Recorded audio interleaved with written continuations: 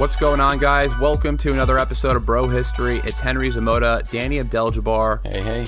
What's up, brother? How are you? Chilling, as per usual. We're probably the only lames that don't have Labor Day weekend plans. Oh, I'm sure a lot of people don't have Labor Day weekend plans. A lot of people like to have stay vacations, or staycations as what they call them, right? I can tell you who don't have Labor Day plans right now. Everyone in Florida. Everyone in Florida. Did you hear about this, storm, Dorian? Oh, yeah. Dude, it's like a Cat 5 now. That's like a crazy big storm. It's already hit, it's the record for largest fucking motorcycle. Anyway, Dorian, it's evidently made the record for the largest hurricane on record to hit the Bahamas. Really? See, I'm totally sheltered. I get no news except the news that you look for. No, I mean, this kind of stuff is interesting to me because I don't know if I told you this or... I'm a storm watcher. No, if we said this on the show or not, but my grandmother, she's from Puerto Rico, obviously, and she rode out Hurricane Maria, the bad one, right?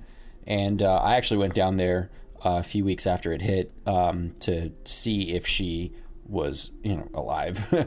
But funny, that's actually a crazy-ass story. We didn't hear from her for a while because her phone died and there was no cell service down there anyway, because the electricity went out in Puerto Rico for months. And randomly one day, after a couple days of not hearing from her at all, and she's an 86-year-old woman, so it's that's not a good sign, my uncle ends up watching the news and sees my grandmother being interviewed by some random reporter, and she lives in the middle of the island. She's not in San Juan or anything like that. She lives in the middle of nowhere in the mountains, and that's how we found out she was alive and well. And she was actually making jokes because there was a bunch of trees and shit in front of her house, and now that all the trees got blown out, now she has a beautiful view of the mountains, which was hilarious. But I went down there and it was absolutely devastated. It was crazy shit. Brought my drone, took a lot of videos, helped out a lot of people. Me and my mom brought some batteries to people. I set up a solar power panel on my grandmother's roof and wired the shit up myself. But now every time I see a big storm coming around, I'm always really interested in it now because I've seen firsthand the destruction that they can that they can reap. So this is a big ass one. Cat 5. That's crazy. So she was up in the mountains. The mountains must have served as kind of a natural defense against the hurricane. You would think so, but all of her fucking neighbors, a lot of them, roofs blown out, trees down power lines, a whole house, a couple houses down, was just completely wrecked. And credit to my grandpa, R.I.P., who built the house. It's like a stone block. I swear, it's stone walls, stone ceiling, stone everything. So they were fine. She was fine. That's really, I'm happy that she's doing well. That's really funny that you saw her on TV. Yeah, just randomly. Got confirmation that she was alive. Yeah. That's straight out of a movie. Yeah. Yeah. It's kind of like in Forrest Gump when she sees Forrest on the news for running. Exactly. Exactly. Oh. Exactly. And it was just supplanted by the fact that she was literally in the middle of nowhere. Like she lives in a village called Villa Madrid, which is outside of Cuamo, which is also a fairly small city, kind of near Ponce, but it's close to the center. It's not close to San Juan at all, which is where all the reporters were going during that storm. And they're oh, we're reporting live from San Juan, which was relatively fine because that's where all the aid was going. But the rest of the island was wrecked. It was crazy. Yeah.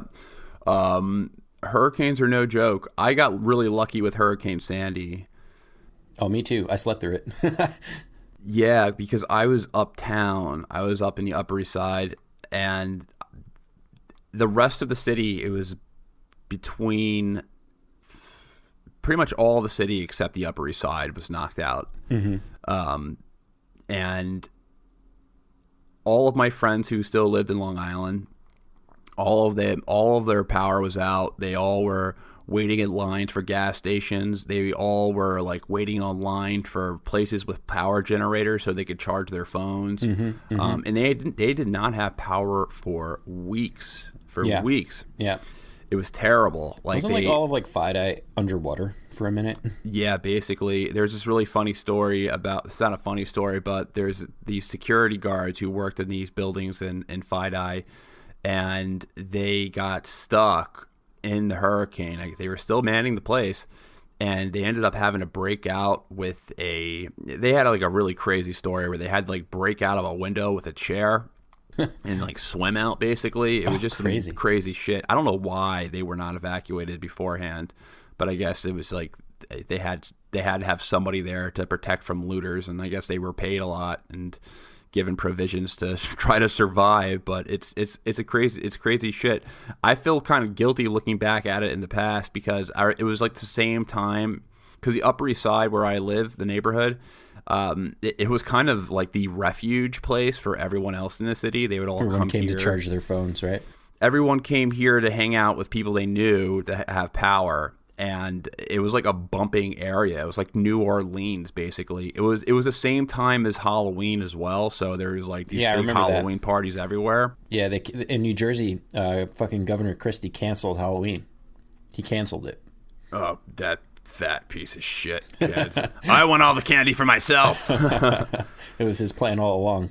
Shut down the bridge. No one's coming across. Yeah, and what made me feel even worse. Well, this did not make me feel worse at the time. I'm just saying that looking back at it, I'm very blessed that I was so lucky during the storm. I ended up getting like really, through my sister, she ended up getting really good Knicks seats. It was an opening game with the Knicks versus the Heat when LeBron was still on the team, and we got like really close not courtside seats, but close enough, because someone couldn't go because of the storm. And it was like one of the best Knicks games I've seen, because they actually won a game by like 20 points. It was when the Knicks had Carmelo and Ronnie Brewer and Rasheed Wallace and Jason Kidd, and were actually like a competent team, and it was quite fun.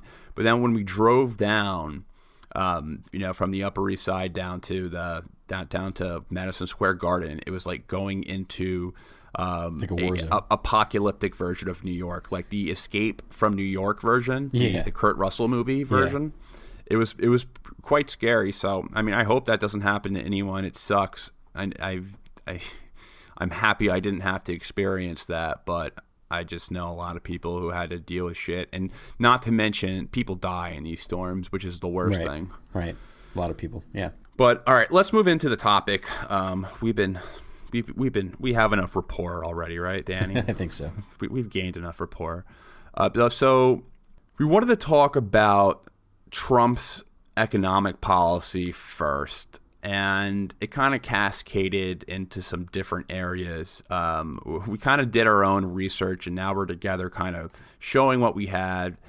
And in the context of what's going on with Trump and China, the trade wars, not to mention the riots that are currently going on in Hong Kong, we want to kind of gravitate the conversation towards there and just talk about, a number of different topics, and maybe perhaps even bring some useful insight to the whole situation.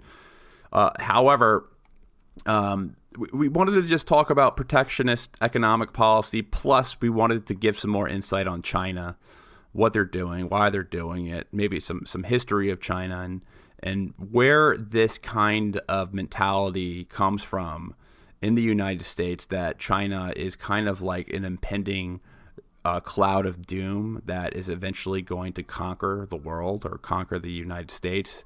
And what you really see is that China, honk for China, right?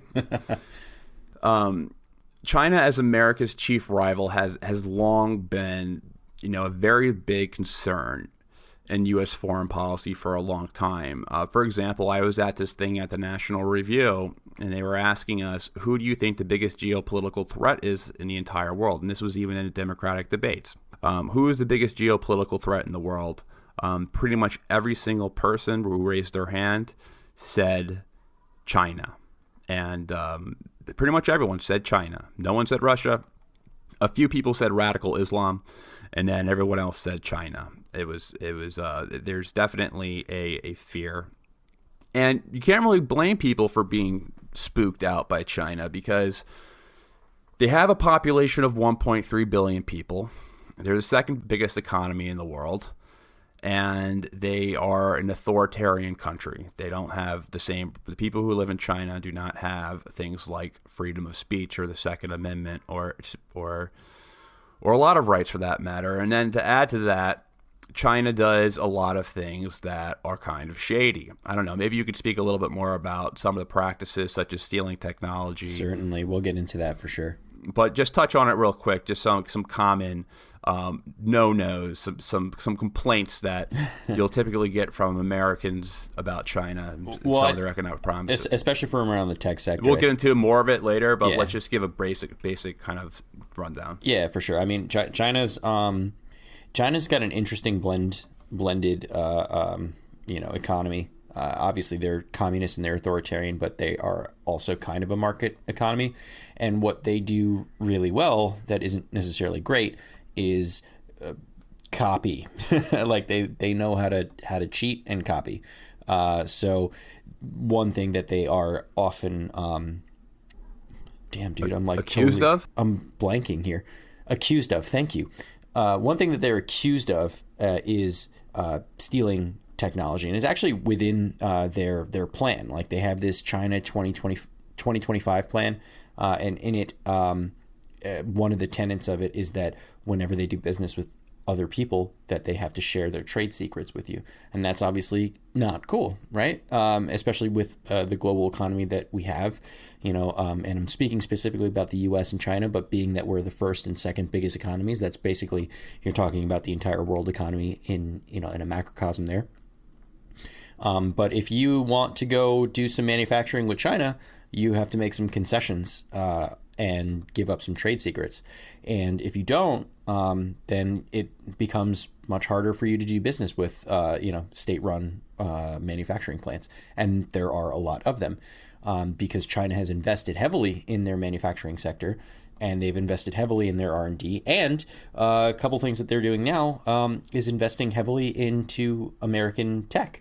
Right, so they're buying up say chip processors here in the United States, and then they're like, oh, that's what you guys are doing. Let's take that to China. So yeah, they do some stuff, and then of course there's the currency manipulation thing that they do globally to help put them in a better position at trade and make more money that way. But we'll talk a little bit more about that, I think, later. Yeah, and that's some great context to lay out there, so people can get an idea of like what the beef is all about. Like what when Trump is at a rally with thousands of people saying China, why is everyone getting so riled up? And I think there's this other fear of China, and not only based off some of their practices with stealing technology, copying intellectual property, flooding markets with steel and stuff like that, which we'll get into. I think there's like this assumption that China is able to do all these things, and there's an advantage within that government of being, essentially kind of an ethno-state, a country that's strongly unified. There is this assumption that China actually is a unified, stable country, and honestly, I think if you look throughout history and if you look right now, this is actually disproven all the time. China is not as stable and unitary as people think it is. Right. Because I remember talking to my friend about this, and he was saying that, the advantage with China is that they're just completely uniform in the way they think and all this stuff. That they're uniform in the way they think, and they're able to nationalize and move and conquer these great economic roadblocks because everyone is on the same mission. I'm like, what the hell are you talking about? That makes no sense whatsoever. You don't like. So, and I think this is a common type of perception that people get, that China is like, oh, they're just, it's one group of people controlled by one like mother brain system that makes the country go. I mean, again, it's 1.3 billion people. I can't get 1.3 hundred people together in a room to agree on anything. So the idea that 1.3 billion people are completely uniform in their thought process, their culture, their ideals, all that other stuff, especially spread out on a country as large as China, is just silly. And one thing that you pointed out before that I want to kind of make clear, and also hope that we can get out of this show, is that if you have some apprehensions about China, we hope to shed some light on that, and hopefully after this show, if you still hold those apprehensions against China, at least you're informed about why it is that you do, and not just because it's a talking point that's going around on the TV every now and again. There's this myth that China is a country that's indoctrinated with this monolithic thought on Chinese nationalism, and this is disproved all the time. Like the latest incarnation of this is what's going on in Hong Kong right now with these protests over these proposed extradition laws. It's just the latest incarnation of disunity in China. And this isn't the first time this has happened. There were protests in 2014. There were protests in 2011 in Beijing, not just in Hong Kong. And of course, there's situations like Tiananmen Square massacre. Right, and then there's Taiwan, which is ongoing. Absolutely, in Tibet as well. Right. There's a lot of ongoing disunity within China. Right. Again, population 1.3 billion. The Uyghurs. That's another big one. The Uyghurs are another good one. So China has, to peel this back, China has a very, very long history of just being divided into warring regions. There hasn't really been a strong unitary state ruling over a stable empire for a long time. That's always been the exception rather than the rule. For most of its long history, China has been divided into warring regions, or in the modern era, like different factions within some type of political interest. But the strong unitary state presence is the exception. It's not the rule. And it's relatively new now too. Yeah, it's relatively new. So if you go back into early Chinese civilization, Chinese civilization arguably starts around 4,000 years ago with the Xi dynasty, which most people think is actually a myth. Real history in China starts around 1600 BC with the Shang dynasty, which eventually turns into the Zhou dynasty, which was basically a bunch of feudal states ran by warlords and kings. And the only times you see throughout Chinese history large centralized states are during the Qin dynasty, which only lasted about 15 years or so, or until it was overthrown by the Han dynasty. So, I mean, then who built the Great Wall? Who did that? The Qin dynasty. Right. They did it. The Han dynasty was known for the Silk Road. Ah, that's right. The Qin dynasty was the Great Wall. Mm-hmm. The Qin dynasty wasn't popular. It was very, very authoritarian, and the Han dynasty was actually a peasant rebellion that overtook the Qin dynasty, which is really interesting. But the Han dynasty is what you think is where Chinese nationalism comes from. Right, the Han people, right? The Han people. Mm-hmm. It was the dynasty itself lasted over 400 years. That's considered the golden age of Chinese history. Even in China, they call themselves Han Chinese as an ethnic group. Hanzo. That's how they say it in Chinese. Isn't it kind of funny though? Isn't it kind of like people from Saudi Arabia, like people calling themselves Saudi Arabia as an ethnic group? A little bit. I guess there's kind of blurred lines for a lot of this. I mean, really, if we want to go far enough back, we're all the same ethnic group, human beings. But that's maybe a bit liberal perspective there. Yeah, but the point is, I mean, there's only been a couple of dynasties that had unity, and they always are breaking up into different kingdoms. Like after the Han dynasty, they broke up into the three kingdoms. That's the romance of the three kingdoms, actually. The romance really of the three kingdoms, which they make a lot of kung fu movies about. They make a really good video game about. Have you ever played Dynasty Warriors? That shit is dope. No, I haven't, but that sounds fun. It's so awesome. It's like a hack and slash. Wait, around. I have played it. Super awesome. A lot of Chinese literature comes from that. Mm-hmm. The romance of the Chinese, three kingdoms. a lot of Chinese film comes from that, but it's always been divided, war and factions, and this division made China very easy prey for European colonialists, who really started taking off. They started carving off large pieces of Chinese real estate in the 19th century.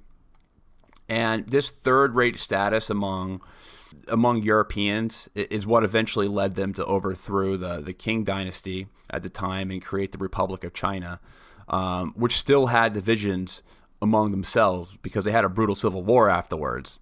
There was a civil war between the Communist Party of China and the Nationalist. And what legitimized the Chinese Communist Party wasn't really necessarily the ideological belief in Marxism, or at least among the people. What legitimized the CPC across China was the fact that they weren't supported by the West. It was the nationalists, the people who were fighting for the Republic, the people, not the People's Republic, the government, which was the Republic of China. They were called the nationalists.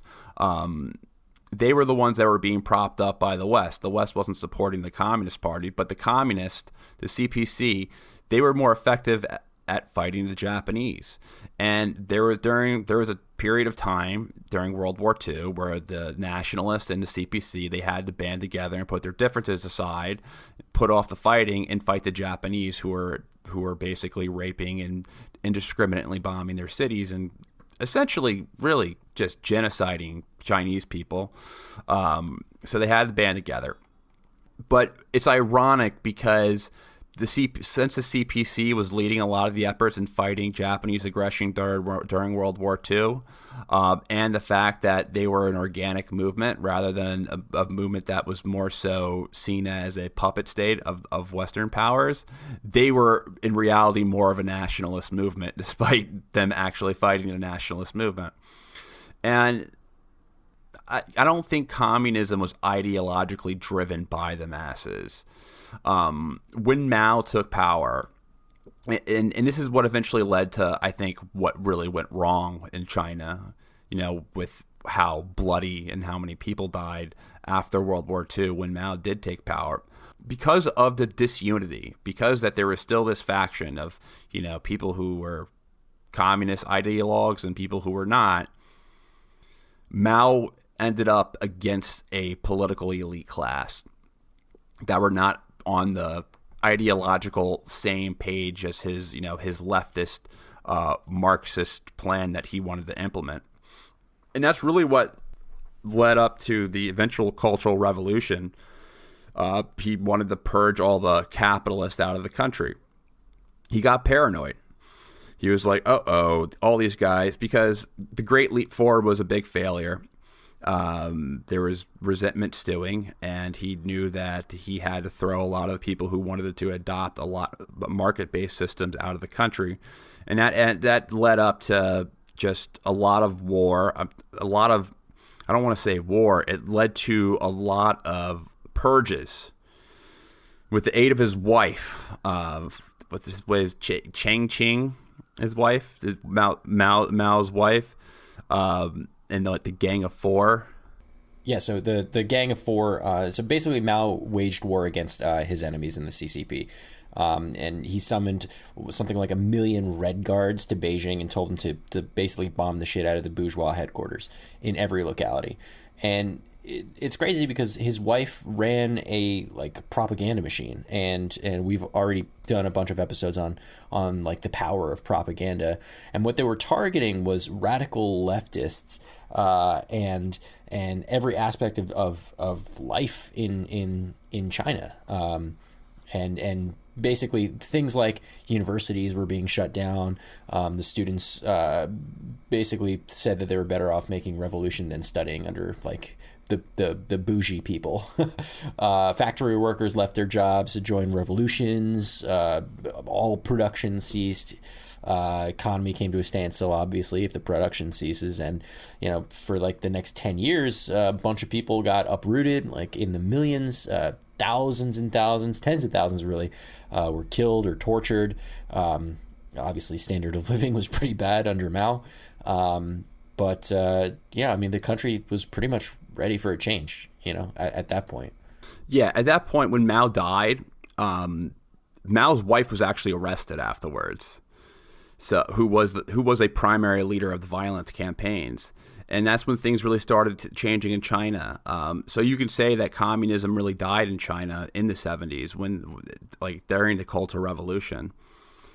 So China is not really a communist country anymore at all. They have a communist party, but they're not they're not a communist country. They just have that title of it. They are a market-based economy, and basically They're standard communish.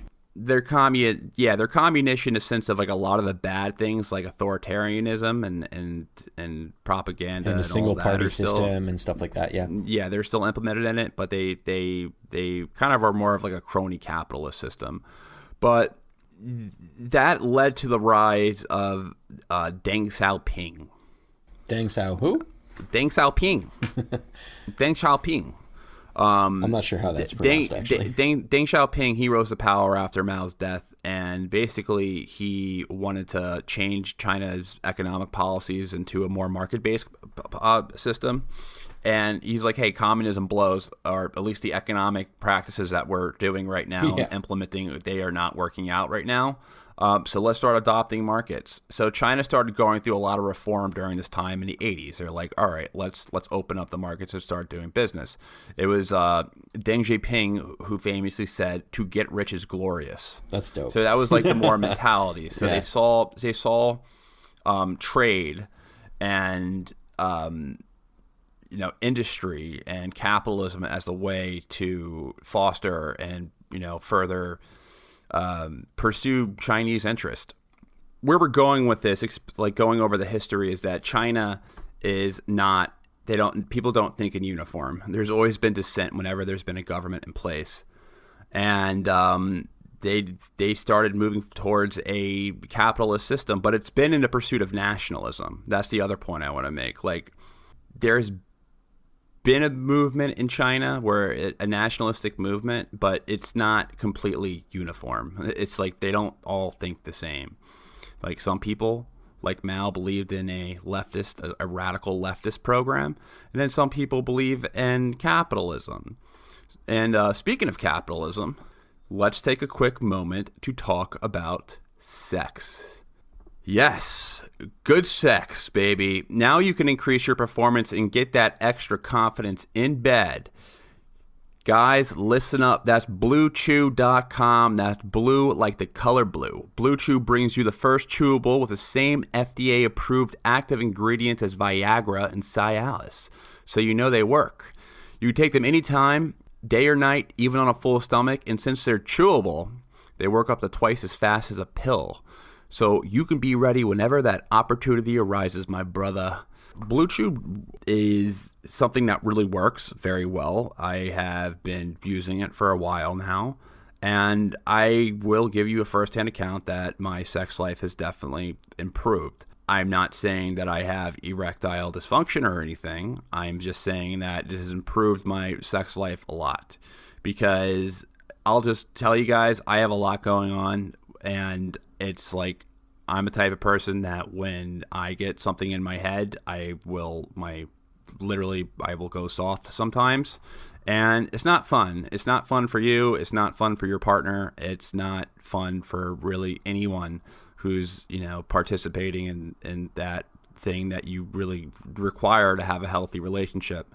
So I couldn't recommend it enough. It's improved my sex life, and I think it will improve your sex life as well. And I never would had this kind of service if I had to do it through a pharmacy or something like that, because it's so awkward, it's so expensive. It's just Blue Chew is changing the game as far as this, as far as getting you, improving your sex life, getting you boners. That's all that you want. Everybody wants a good boner. Blue Chew is the best thing to do. Like if you could benefit from extra function and more confidence where it counts, Blue Chew is the fast and easy way to enhance your performance. Most guys talk a good game, but Blue Chew helps you follow through. Blue Chew is prescribed online and shipped straight to your door in a discreet package. So no, it does not say boner pills on your package. So no in-person doctor visits, no waiting in the pharmacy, and best of all, no more awkwardness. They're made in the U.S., and since Blue Chew prepares and ships direct, they're cheaper than a pharmacy. Right now, we've got a special deal for our listeners. Visit BlueChew.com and get your first shipment free when you use our special promo code BRO. That's BRO, BRO. Just pay $5 shipping. Basically, you're getting them for free. Free bonus. Jesus. Again, that's BLUE Chew.com, promo code BRO to try it free. Blue Chew is the better, cheaper, faster choice, and we thank them for sponsoring this podcast. Blue Chew. Blue Chew. I want to do a thumbs up. I wish it was a video cast. Yeah, right. Really promo code BRO. Thumb. All right. So, where are we? So, yeah. We went back in time and we talked all about how China hasn't necessarily been a unified country. We talked all about, China under Mao and how fucked up that was, and kind of the resulting, basically shift in their ideals and their move towards capitalism, and that's where we find ourselves today. And I think we want to talk a little bit about what the hell is going on. And what's surprising about this is, Danny, you're going to get a lot of street credit when we talk about this topic because, you don't identify as like a libertarian or anything, but libertarians sure like the way that you explain tariffs, you explain protectionist economic policy. So I think a lot of them are going to be pretty impressed with your knowledge on this subject.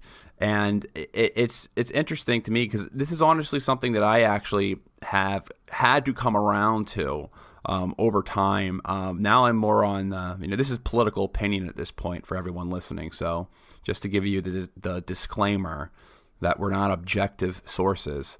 However, it's good information anyway. I just find it really interesting that Trump as a president, I've been trying to figure out Trump over the past 2 years. And, my mind has changed over time on certain principles and then changed back on why he was running. But without a doubt, the number one, all right, there was two things that he ran on. I think there's two primary things that he ran on. And number one was immigration. Obviously, that was the main slogan, build the wall. And then number two was renegotiating all these trade policies that we have, specifically NAFTA and the TPP. And he ran on being incredibly hawkish on China, on China, on other countries who he felt were taking advantage of U.S. workers and U.S. industry. And I'm just going back and just looking at one of his key speeches, one that he gave back in 2016. I think he kind of really laid out his entire campaign, and basically his approach has always just been, America became the world's dominant economy by becoming the world's dominant producer. However, the U.S. shifted somewhere along the line and then started promoting developing nations other than its own nation. And the original Constitution did not even have an income tax.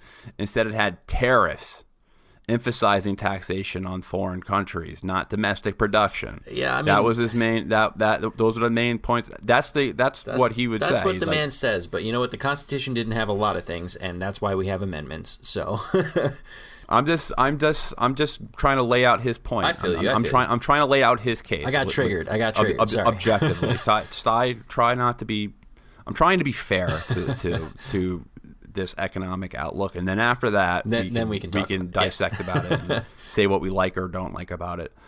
Another big point from protectionists is that that U.S. taxes, they regulate our own companies, but they allow foreign countries to export goods to the U.S. tax-free. And as a result, the U.S. just becomes more dependent on foreign countries than ever. And the TPP is something that he really went into, would be so bad for U.S. manufacturing because it would just give up any type of economic leverage to any type of international commission that would never look after America's interests. They would be looking after the interest of foreign countries. And he laid out this plan. The plans that he laid out was to, they were very vague, and so it's not exactly filled with substance. But he wanted to withdraw the U.S. from the TPP. One. Then it's appoint the toughest and smartest trade negotiators. But it's always like withdraw from the TPP, and then appoint smart guys to do it. Yeah. It's like, if you go to a bank, let's just say if you're investing in a small business loan because you're opening a bakery, right? And you show up and your you're business like, plan. What's your it's like? I'm gonna hire the best baker. Oh, who'd you hire? The best one. The best. I'm gonna get the best one. And then he said he was gonna identify the violation of trade agreements that harm U.S. workers and then end those abuses. Fuck, Horn, can you give it a rest? I got shit on my side, too. At the same time? Yeah. Can you do that somewhere else, buddy? This is a bad day for Horns. Seriously. Sorry, guys. It throws off my concentration when a horn honks. I really understand how Bill O'Reilly and Lawrence O'Donnell, all these Scots, it's always these Scots-Irish news guys. Yeah, right. They get like so pissed off when someone interrupts them. My favorite, obviously, we'll do it live. Fuck it, we're doing it live. Fuck it. God damn it. Freaking teleprompter sucks. We'll do it live. I don't even know what happened exactly. The teleprompter wasn't working. So mad. But I understand it. Like, I don't think any less of Bill O'Reilly for that. There's other things I may think less of him. But that is completely understandable. Like, getting pissed off because technology isn't working the way that you want it to. It happens to me, and we actually had a podcast that we didn't even release because there were so many technological issues. Yeah. And I lost my temper and fucking like almost stopped the podcast because it was so bad. But all right, I'm getting too derailed. One more thing. The Lawrence O'Donnell thing was the funniest. It was even funnier because did you see the Lawrence O'Donnell thing? Hell yeah. He's like, I can hear it. I can still hear it. I can hear the hammering. I can still hear the hammering. It was great. Now I need water. I laugh too much. Oh yeah. So all right, he wanted to go through any bad agreement that the U.S. had with foreign countries, and then he wanted to renegotiate NAFTA or else withdraw under Article 2205 of the NAFTA agreement, and then he wanted to label China a currency manipulator. Yeah. And then bring a trade case against China, both in this country and at the World Trade Order. And then he said if China continues to apply tariffs, he said that he will, if China continues its currency manipulation, that they'll start applying tariffs. And then he said that under the guise of like U.S. trade laws, like authorizing the president's different tariff actions. It was like Section 201 of the Trade Act of 1974, which allows the president to impose temporary duties and other trade measures if the U.S. International Trade Commission determines a surge in imports at a substantial, which is a surge of imports that threaten U.S. industry. And then the other clause was would allow the president to adjust imports if the Department of Commerce finds certain products are imported in quantities that threaten to impair U.S. national security, which is what he used to eventually use as an executive action to enforce tariffs on China. And then was there another one? Yeah, the section he wanted to allow the United States Trade Representation to suspend trade agreement concessions or impose import restrictions if it determines a U.S. trading partner is violating trade agreement commitments or engaging in discriminatory or unreasonable practices that burden or restrict U.S. commerce. So, very protectionist type policy. I don't know. What's your take on kind of like Trump's layout of how we should combat people of different countries just This is flooding our markets with their cheap shit. I mean, this is going to be crazy for me to say out loud, but I don't actually think it's totally unreasonable. I think he's clearly got some smart person, telling him all about what's going on and like what he needs to do and what articles he needs to invoke in order to get shit done. And on the face of it, they seem pretty reasonable, right? No, he's not looking through executive orders himself. Like there's somebody telling him what to do. Right. But let's just, I just want to peel this back. In defense of Donald Trump right now, everyone says that he's just like, oh, he's this con man. Donald Trump, this has been his position for 20 years. Right. This has been his position on Japan in the 80s. Right. And if you remember way back, new. like Trump tweeted in 2014, like before he even started running and shit, he said, remember, China's not our friend. So this has been his MO for a minute now, So this isn't surprising at all. No, it's not. But it's been, it was Japan, then it turned into China. Right. It was, so this is always, Trump has always believed in this ideal, in this protectionist type of economic policy. Right. Which, I don't know. I mean, I personally don't think that it is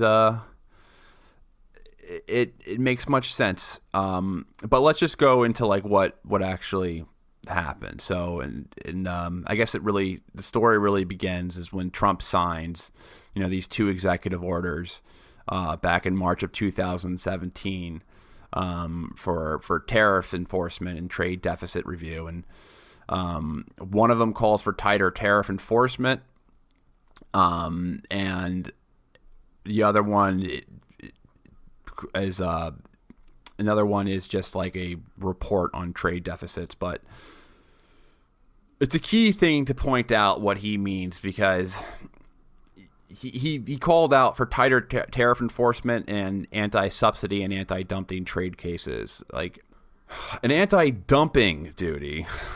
Dumping, I think of poo. An anti-dumping duty is a protectionist tariff that a domestic government imposes on foreign imports that believe that are pricing goods at below a fair market value. Right. And in some cases below cost. Yeah. Like dumping is a process where a company exports a product at a price lower than it would normally be charged. So if I was dumping if I was just dumping a bunch of bike helmets into France for like a penny, you know what I mean? For like less than what it costs to actually manufacture the helmets. Right, and then that becomes difficult for the people who manufacture helmets in France, because no one can do that for a penny. Well, yeah, it disrupts the helmet industry in France. Right. And then they can compete. The Chinese end up winning. Now, they end up dumping a whole lot of money into it. Like, dumping literally means that they're losing profits from this. But I think what needs to be understood is, while China might not be as unitarian as people like imagine, they still have like distinct control over their government and their economy, right? Like very, very hard control over their economy. And I want to start with the currency manipulation thing, because I think this underlies a whole lot of things that China does. They manipulate a whole lot of stuff, and currency is one of them. But, a bit of background on that. The Chinese currency, it's called the renminbi, and it's a policy currency. And so what that means is, like, unlike the dollar, the U.S. dollar, which kind of goes up and goes down based on free market trading, the renminbi's currency value is set by the People's Bank of China, or the PBOC, which is a de facto arm of the Chinese government. It's kind of like our Fed, basically, but much, much more closer aligned in the sense that it is literally a government entity.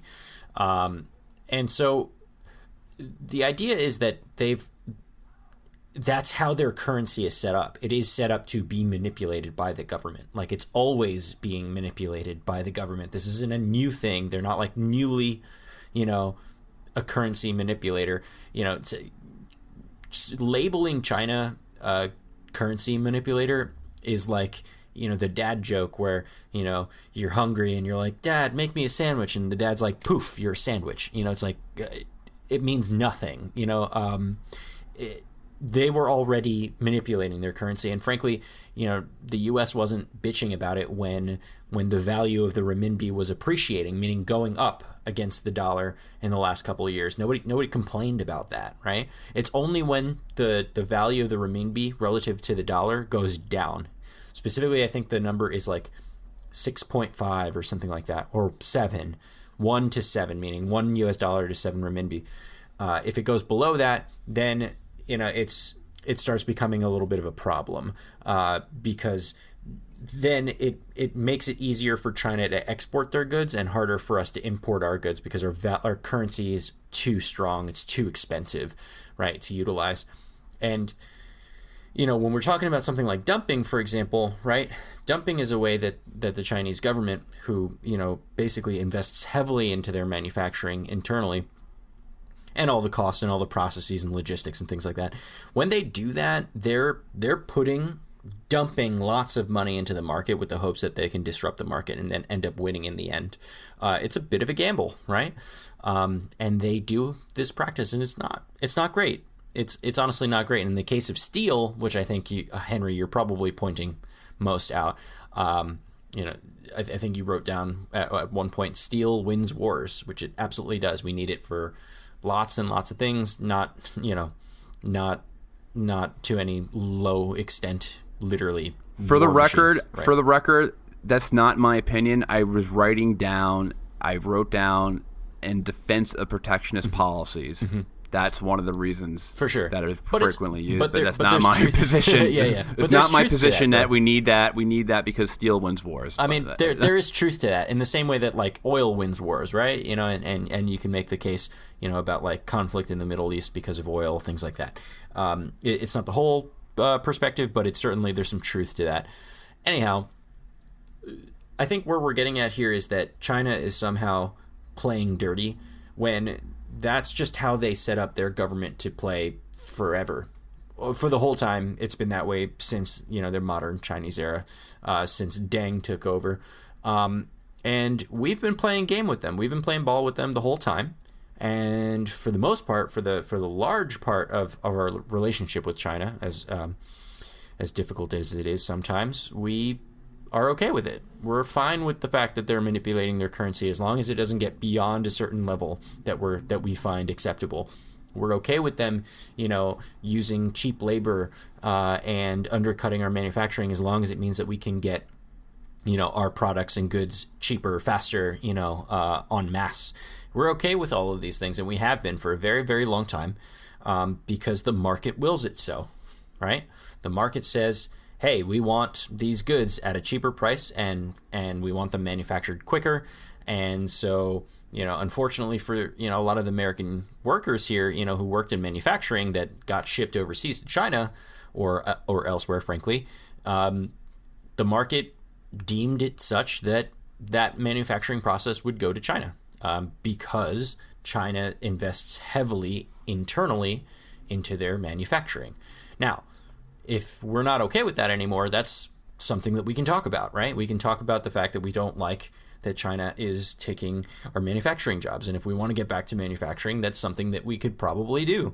But it would require us to play like China. We would have to invest heavily internally into our manufacturing. But then we're doing this game of like picking winning industries. Like we're just picking what we want to do, which we're going to do just generally speaking anyway. But, when we get to the point where now we're trying to resolve trade deficits, and trade deficits, of course, the TLDR is, when China exports more products to us than we export to them, meaning there's a difference in the amount of money that changes hands between the two of us. When we're trying to resolve these trade deficits with tariffs, we're just basically saying, hey, we don't like that we made a bad deal with you before, and now we want to make it harder for your goods to be sold in our country, and we're specifically going to target this, that, and the other thing, right?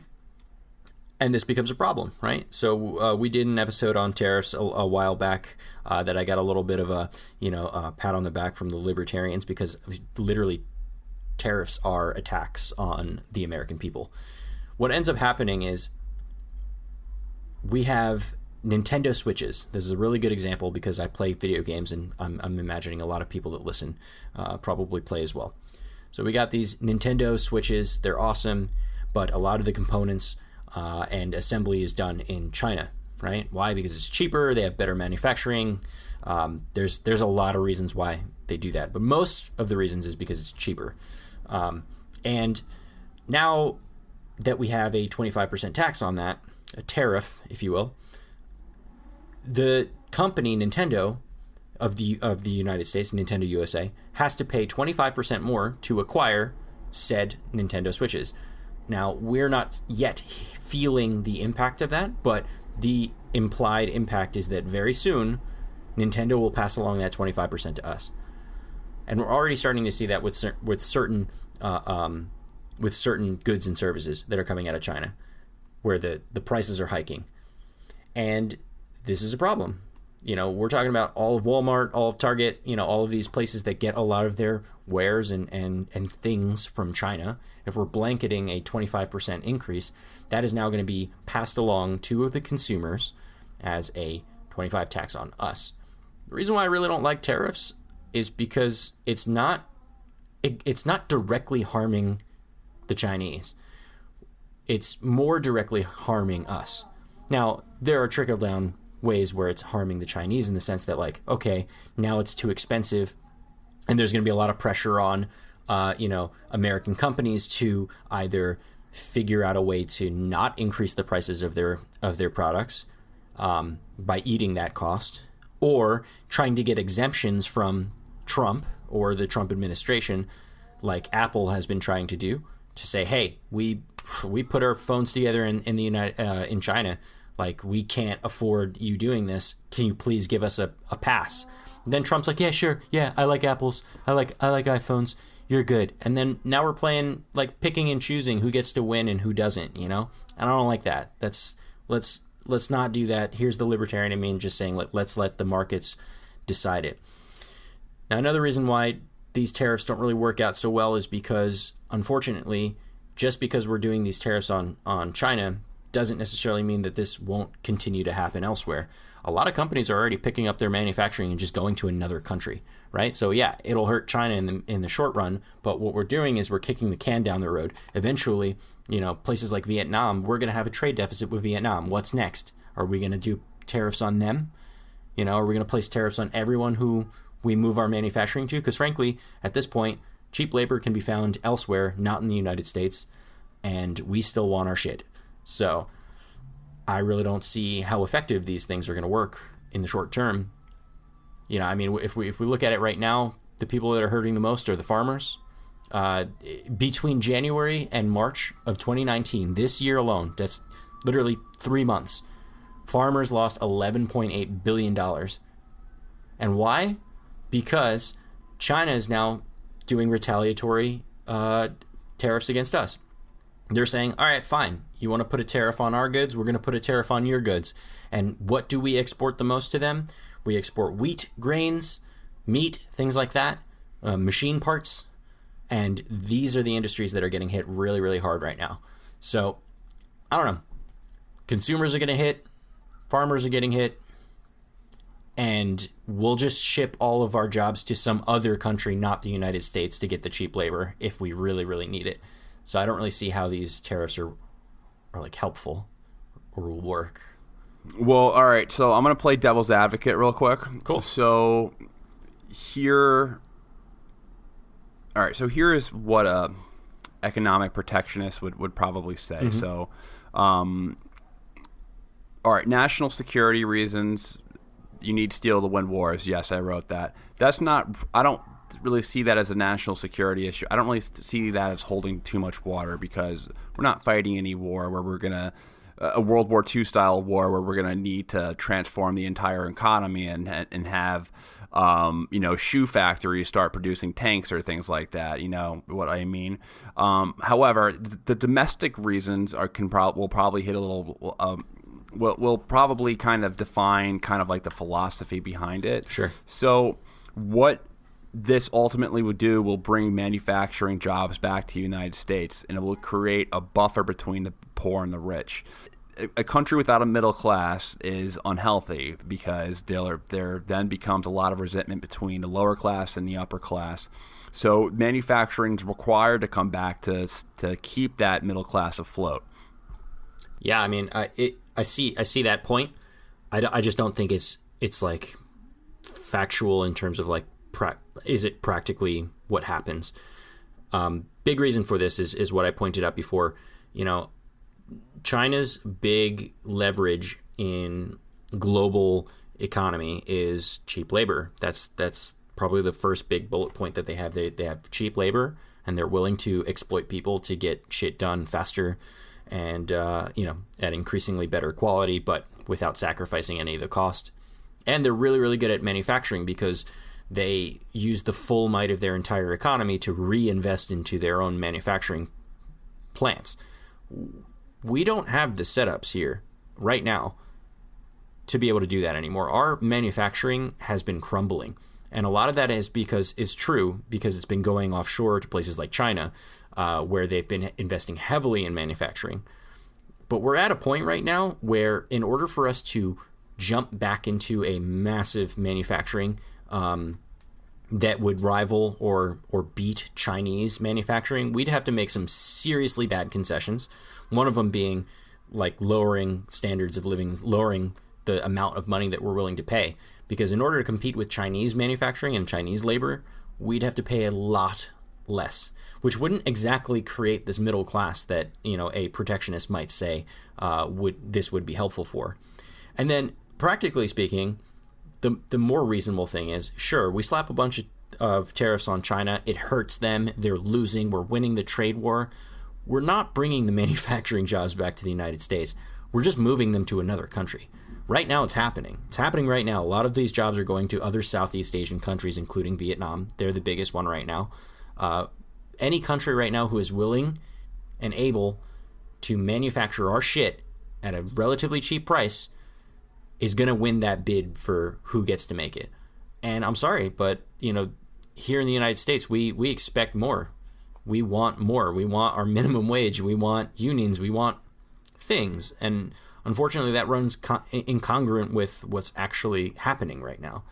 So the intentions might be good in terms of the tariffs and trying to bring back jobs to the United States. I see those intentions, and I think they're admirable. And I see that doing nothing probably isn't a good idea either because, you know, like you said, I agree fully that we need a buffer between the two widening classes. Like, there is no middle class anymore. It's just rich and poor. And that causes a whole lot of tension and trouble. But practically speaking, these tariffs, all they're doing is hurting what's left of our middle class and our lower class, our poor, right now, actively. It's hurting our farmers. It's hurting people here in the United States right now. And I disagree that it's going to bring manufacturing jobs back to the United States. I actually think that they're just going to move them to another country. So we're getting hit twice. We're getting hit once with the tariffs and twice without the jobs. So I just don't see that as a very strong argument. Yeah, so here's what I'll add to that. So with trade deficits, why is it necessarily an evil or terrible thing to have a trade deficit with a country? So as an example, all right, I have a trade deficit with my local grocery store. That's like a very common example that's used. But I buy food from them. They don't buy anything from me. There's still a healthy relationship. Why does there have to be an equal amount of trade between two countries? Like, I don't understand why there has to be. It doesn't mean just because one country is purchasing more goods from or more raw material from a country does not mean that the balance is different, because the balance is what you value, what you're purchasing. So the balance always comes out the same. It's an accounting principle that applies to everything. If I purchase a bunch of your furniture in your room, Danny, it doesn't mean that means that I valued your desk and your lamp and your computer, and like the balance still comes out the same, because the price of something is determined of what someone's willing to pay for it, what the value is on the market.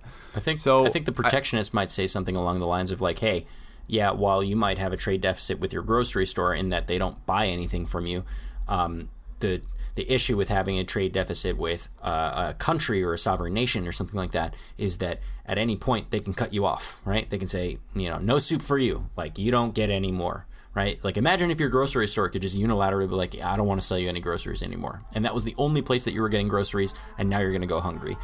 Well, then I would just go to another place to get groceries. There will be another grocery store to serve my needs. It's pretty simple. Like if one business is not willing to deliver a service or a product to you, then another one gladly will. People want to make a profit. People want to make a buck. Right, and I fully agree with you. And that one quote that you had, to get rich is glorious. Who said that again? Was it Deng? Yeah, Deng. Yeah, Deng had it right on the nose, right? And that's how, I'm distrustful, generally speaking, of the Chinese government. But one thing I trust in China is that they want to make money, right? And they're going to do everything they can to make money. And part of that means, being nice to the United States, because if they're not, we're gonna buy our shit from somewhere else, right? And we're seeing this happening right now. We're seeing a lot of that manufacturing, a lot of that money flow going to other countries, and I'm sure they don't like that. No, they don't. And I think the argument for tariffs, I don't think it's that strong, in my opinion. So, look, I'm not saying what you ultimately end up doing, it's just another form of welfare. You're just picking in. You're handing over one job to some people for votes. Like that's what it is. Like, all right, listen. The Rust Belt used to be the Steel Belt. It wasn't the Rust Belt until they started losing their manufacturing jobs. The Rust Belt historically are in states that could swing either way, blue or red. It's a way to capitalize on a voting class that can go in either direction. A lot of people, what I imagine is that a lot of people who live in the Rust Belt in the Ohio area, they may believe in more things like labor rights, which would attract them to vote for a Democrat, but socially they're probably a little bit more conservative. And it's a great way to come with a populist policy saying that, hey, listen, if you elect me, I'm going to bring back your job with a higher wage. And the reason why you lost your job or the reason why your wages are decreasing is because many corporations and elitists are pursuing policies that import those jobs into other countries. We're bringing them back. We're going to bring back the glory of manufacturing. It makes sense why you would vote for that, because honestly, people vote for their best interest. It is in the best interest for somebody who is 50 years old and who's primarily made a living in his entire life working in a steel mill or working in a manufacturing job. It is their interest to have that job. But at the end of the day, the government is still picking winners and losers in the market. They're picking people to have jobs. It's just also it's ignoring motions. You know what I mean? Like, unfortunately, manufacturing as it is, if anything comes of this, like if anything extreme comes of this, and we start bringing manufacturing back to the United States, we would have to seriously consider how do we manufacture the same amount of things that China could at roughly the same cost as China does and deliver the same quality, if not better, right here in the United States. How do we do that? Do you think that some person in the Rust Belt in Ohio is going to work for $5 a day? That's not possible, right? That's well below, cost of living. not to mention just laws, right? There's federal minimum wage for a reason. What's going to end up happening if, by some chance, we were able to bring back manufacturing jobs here to the United States, what's going to end up happening is we're going to be pushing us to automate those jobs, because that's the only way that we can get the speed and the costs without, compromising on paying people a living wage. That's literally the only reason. And then what's going to happen is not only do we not have those jobs because the robots have them, but now people in other countries whose livelihoods were dependent on this global trade that we're having right now with China, for example, the random Chinese people that are working in those manufacturing plants, they're not going to have a job either. Right? So literally no one wins. Not that an American would care if like a Chinese person has a job or not. I don't expect them to. But the point is that what we're pressuring is either move our manufacturing to another country that's also willing to exploit cheap labor, or automate the shit away out of these jobs in general. Those are your two options. And there's no way around automation. If there is an easier way to produce something, then companies are forced to adopt it in order to not.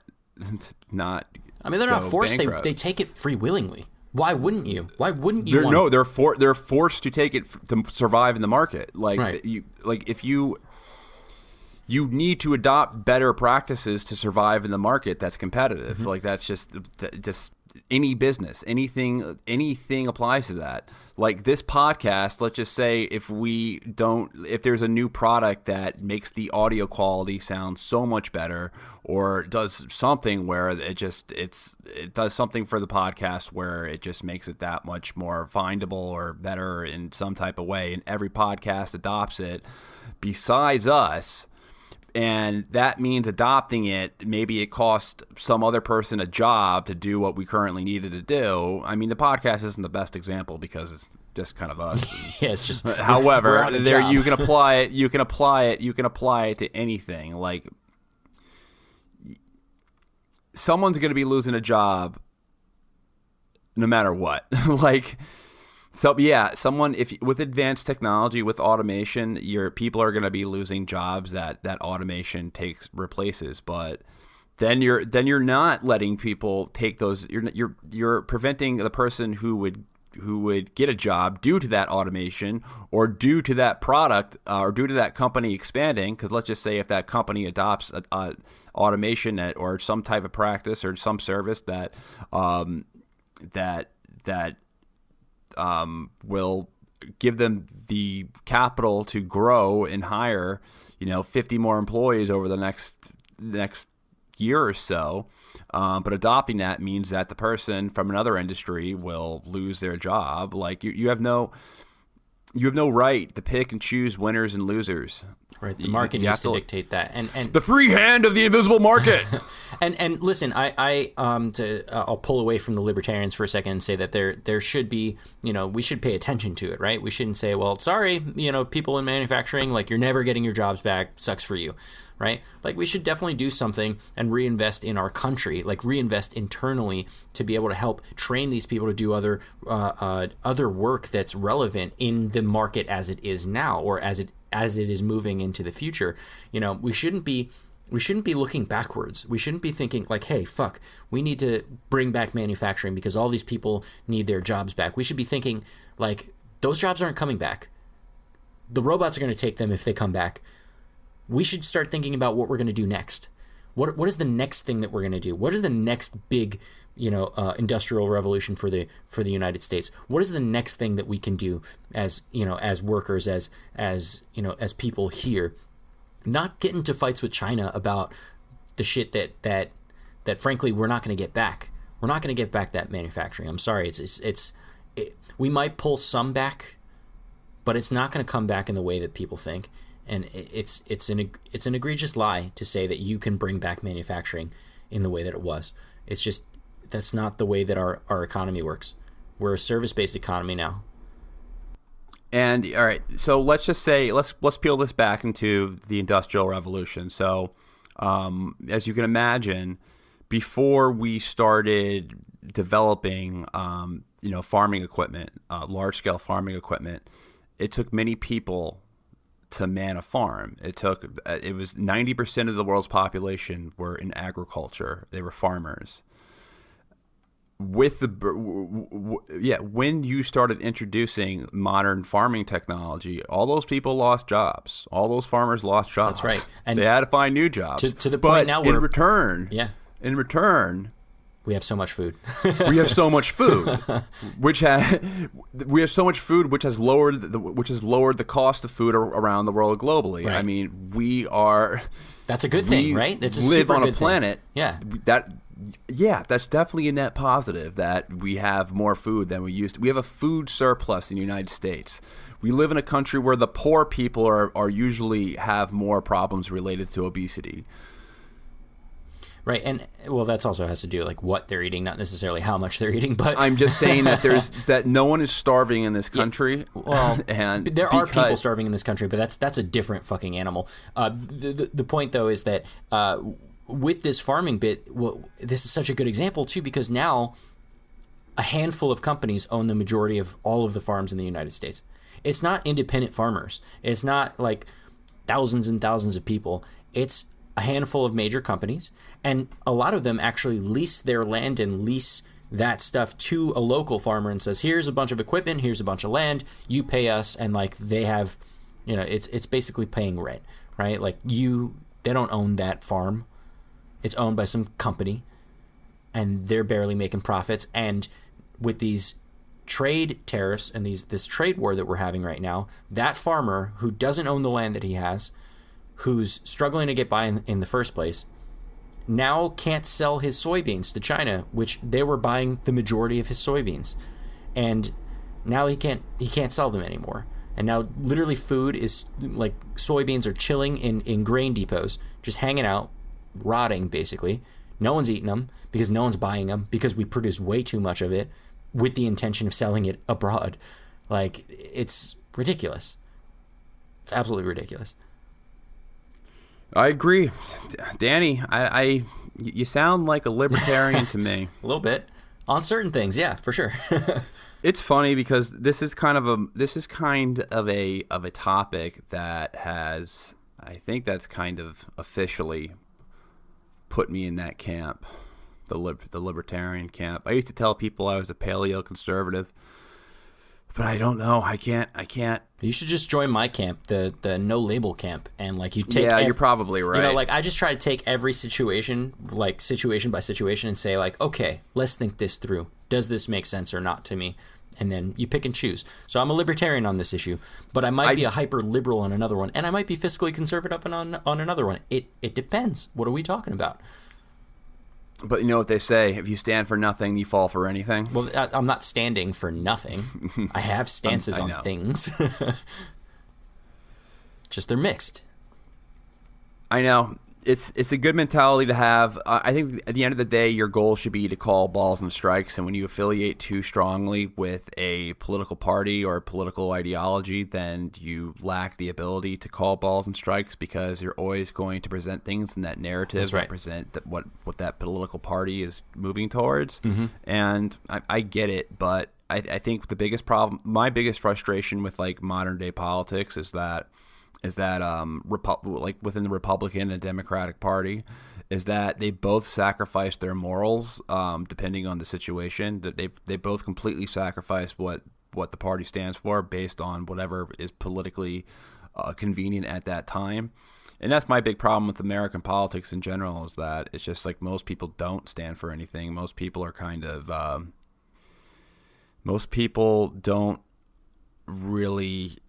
are not consistent with a lot of their views. It's just it depends on what the situation is, what situation will help their political interest at that moment, rather than what they think is good for the country or whatever program. But I think it's best thing to do is be open-minded. Mm-hmm. Don't cast away people who you may not agree with immediately. Right, you might learn something. And you might learn something. China. And another thing to note before we wrap this up, because we are drastically over time right now, Danny. We are drastically over time. And today's sirens have been incredibly crazy. This is one of the worst siren days ever. For new listeners, the sirens are a featured guest of our show. They come in. They come in. They like to come in. They are the DJ Khaled of this show. Beep beep.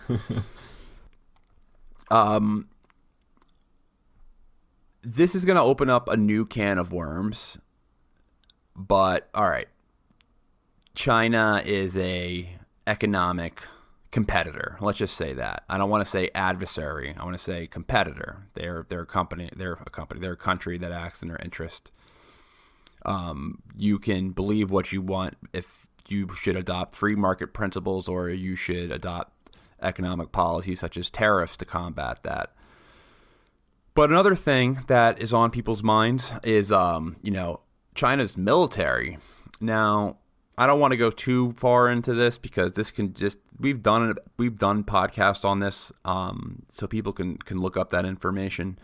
But I just want to give confirmation to everyone who's listening that China's military is not anywhere the size of the U.S. military. Not even close. They've got some stuff, but it's not close.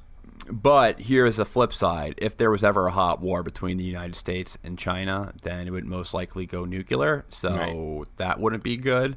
However, as far as like the type of war that the warfare that we're in now, which is like proxy wars and just grandstanding and little disputes over dumb little islands and things like that, or that would be the case in the Pacific, like the Spratly, not the Spratly Islands, but just different islands. South China Sea shit. The South China Sea stuff. The U.S. military is by far a lot bigger. China has 5 aircraft carriers or 6? I don't even think it's that many, dude. I think it's like 2. It 5?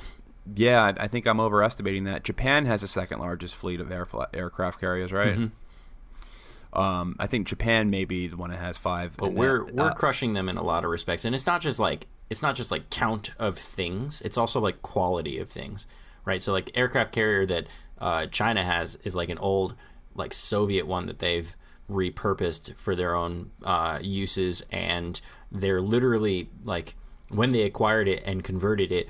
They acquired it under false pretenses. This is a funny story from another episode that we did on super carriers, but basically they went to Ukraine and they were like, "Hey, we're a casino company. We want to build a giant floating casino on this old aircraft carrier," and the Ukrainians sold it to them. And then they were like, "Psych, we're the Chinese government. We need this as an aircraft carrier." And because they did that, nobody wants to help them make it an aircraft carrier, including like training pilots on how to fly and like land and take off of an aircraft carrier, which is incredibly difficult, by the way. It's like not easy, right? So their poor pilots, have to figure out how to do it and also write the training manuals on how to do it themselves. So it's like, it's not just number of things, it's also quality, right? Like their jets are pretty good, but they're not nearly as good. Their submarines are okay, but they're not ours, right? Their weapon systems are great, but they're not United States grade. Like, we're just better in terms of quality. Where they got us licked is they have a lot more people in their army than we do. So, but unless it's a ground war, I think we'll be all right. 1 billion Chinamen are going to be storming the beaches of San Diego. Of San Diego and Jones Beach. Most likely they would come from the west. Unless they already took over Europe, which they're doing. All right, let's wrap this one up. I kind of feel right now like I had tea with Bill Cosby. Oh, God. But I think the point of it, I guess I hopefully covered a lot. There's a bunch of topics we can jump in from here, but the podcast would just be like another hour long. Specifically, we could talk about the China's huge industrial projects around the world, where their investment in foreign countries, which is, we didn't even touch on that at all. How China is a culprit in predatory lending, and basically funding these infrastructure projects and basically getting these third world countries into such debt that they will never ever be able to pay back. Which is something that they do. But to their defense, doing that going around investing in stuff is more peaceful than bombing it. That's the last point I'll make, which they're not doing. Agreed. Which is all right. We are both getting so many horns today. I guess it's a good episode, right? All right, everyone. Thank you guys so much for joining us for another episode of Bro History, and I hope you guys enjoyed. This is another one. All right, let's wrap this thing up. Peace. All right, before we wrap up, a few housekeeping things. So, first of all, I want to apologize to you guys who sent me questions at info@brohistory for the mailbag thing that we got going on. We recorded this like a day after where we released that episode, so we didn't get the questions in time to answer them. So send any questions you have at info@brohistory.com. We'll be answering them our next episode that we'll be recording soon. And then also, if you guys want to get early content, extended content, then I encourage you to join our Patreon account. It's Patreon@brohistory. What you will get is you will get extended episodes as well as early access episodes, so you get them right after we record them. Also, bonus episodes as well. So a great way to get extra content and also help support the show. As you guys know, it's pretty tough out there for independent media. We want to continue what we're doing to the best of our ability and ultimately just invest in this podcast and get a better recording environment. That's the first number one agenda, as you could probably have heard with all the sirens in the background. So great way to support us. Also, rate and review the podcast. We love those. If you're on Apple especially, giving us a nice review always really helps, and we love seeing the positive feedback. So really appreciate you guys listening, and I love you guys, and look forward to our next episode. Peace.